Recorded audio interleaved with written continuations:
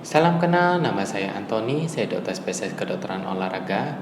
Saat ini saya praktek di klinik Sudirman Medical Center dan juga saya praktek di Silang Hospital Denpasar. Pada kesempatan kali ini saya akan sharing pengalaman-pengalaman saya saat saya melakukan exercise outdoor, yaitu jogging pada saat pandemi COVID ini. Dan juga saya akan masukkan beberapa rekomendasi yang akan berguna untuk mencegah penyebaran COVID saat kita melakukan exercise outdoor. Rekomendasi dari USA, United Kingdom, Singapura, dan Australia menyebutkan exercise yang paling baik yaitu dilakukan di rumah. Dan tentu saja kadang kita merasa bosan sehingga kita melakukan exercise outdoor. Saya sendiri juga sering merasa bosan sehingga saya melakukan exercise outdoor, dan yang sering saya lakukan yaitu jogging. Saya sharing pengalaman saya saat saya melakukan jogging di Denpasar ini.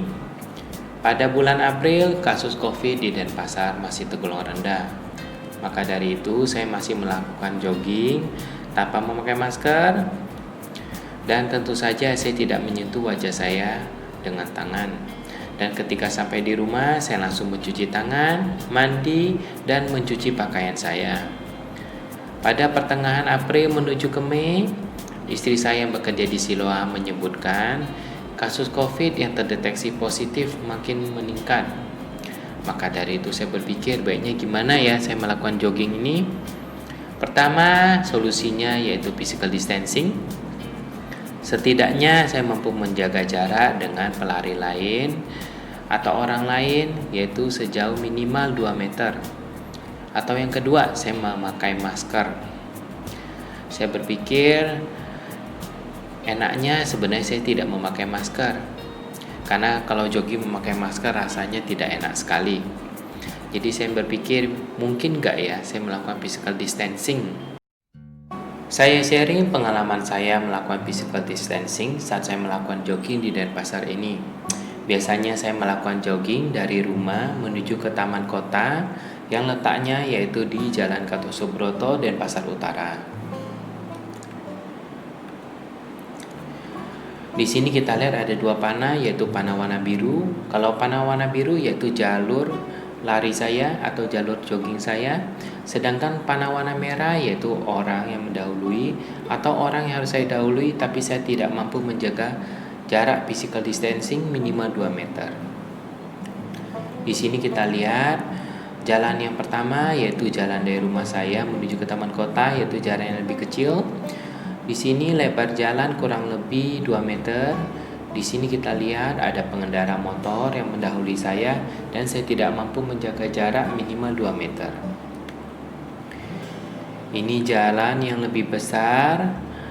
Kurang lebih lebar jalan tersebut yaitu 3 meter. Di sini juga dapat kita lihat ada pengendara motor yang mendahului saya ketika saya melakukan jogging dan saya tidak mampu menjaga jarak minimal 2 meter. Dan yang di sini kita lihat ini ada 2 orang pejalan kaki. Di sini saya harus mendahului kedua orang tersebut dan saya sadar ketika saya mendahului rasanya sulit sekali menjaga jarak minimal 2 meter. Dan ketika saya sampai di jalan besar ini jalan besar yaitu Jalan Gatot Subroto. Saya biasanya berlari di jalur trotoar tersebut. Di sini kita lihat banyak pengendara motor dari arah yang berlawanan dari arah lari saya. Dan seringkali saya tidak mampu menjaga jarak minimal 2 meter dengan pengendara motor tersebut. Dan ketika saya berlari di jalur trotoar ini ada orang yang mendahului saya. Orang tersebut juga pelari juga. Dan rasanya tidak mungkin saya menjaga jarak minimal 2 meter dari orang tersebut. Ini saya telah sampai di taman kota. Taman kota memiliki 2 trek lari dan keduanya berbentuk kurang lebih persegi panjang. Di sini kita lihat di trek yang pertama, ketika saya berlari, saya harus mendahului orang yang berbaju biru ini dan juga ada ibu-ibu yang berjalan dari arah yang berlawanan dengan arah lari saya. Dan sudah pasti saya tidak mampu menjaga jarak minimal 2 meter. Dan di sini juga dapat kita lihat saya harus mendahului kedua orang tersebut dan juga saya tidak mampu menjaga jarak minimal 2 meter. Ini yang kedua dapat kita lihat saya juga harus mendahului beberapa orang tersebut, dan sudah pasti saya tidak mampu menjaga jarak minimal 2 meter. Kesimpulannya, physical distancing minimal 2 meter tidak mungkin saya lakukan. Berdasarkan pengalaman yang saya ceritakan tadi, rasanya physical distancing minimal 2 meter tidak mungkin berhasil saya lakukan. Makanya pada bulan Mei, saya mulai lari dengan memakai masker. Tapi ada masalah lain yang muncul. Masalah lain yang muncul yaitu ketika saya lari tanpa memakai masker dengan kecepatan 7-8 km per jam, durasi lari saya biasanya bisa mencapai 30-45 menit. Tetapi ketika saya memakai masker, durasi saya lari malahan menurun menjadi 15 menit. Dan juga masalah lain juga adanya fluktuatif intensitas ketika saya memakai masker, di mana biasanya ketika saya lari tanpa memakai masker, intensitas saya targetkan yaitu intensitas sedang, di mana saya merasakan waktu saya lari maksimal dada saya terasa berat tapi tanpa adanya kesulitan bernapas. Tapi ketika saya memakai masker, dada saya kadang-kadang terjadi kesulitan bernapas dan juga rasanya sampai terjadi terengah-engah juga ketika saya berlari.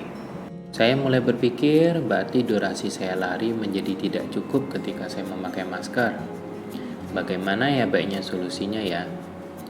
Mau nggak mau saya harus kurangi kecepatan lari saya. Dari 7-8 km per jam saya harus turunkan menjadi 5-6 km per jam. Target intensitas tetap saya targetnya yaitu sedang, di mana ketika saya lari maksimal saya rasakan yaitu dada terasa berat tapi tanpa adanya kesulitan bernapas, dan durasi yang saya pertahankan tetap yaitu 30-45 menit tetap tercapai. Tapi memang agak fluktuatif di sini intensitasnya. Ketika saya lari dengan memakai masker, kadang-kadang saya merasakan dada saya terasa sesak dan saya sampai terengah-engah. Dan mau nggak mau saya juga harus menurunkan kecepatan saya. Kadang-kadang saya sampai harus berjalan terlebih dahulu. Kurang lebih saya harus berjalan 2-3 menit.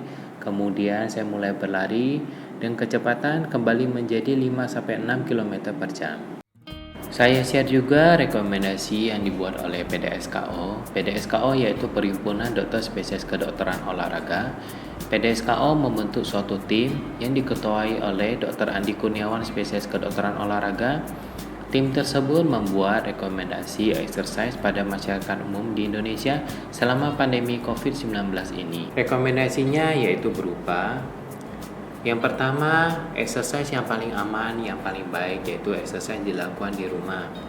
Dan bila ingin melakukan exercise outdoor, yang pertama kita harus mampu menjaga jarak yaitu physical distancing minimal 2 meter.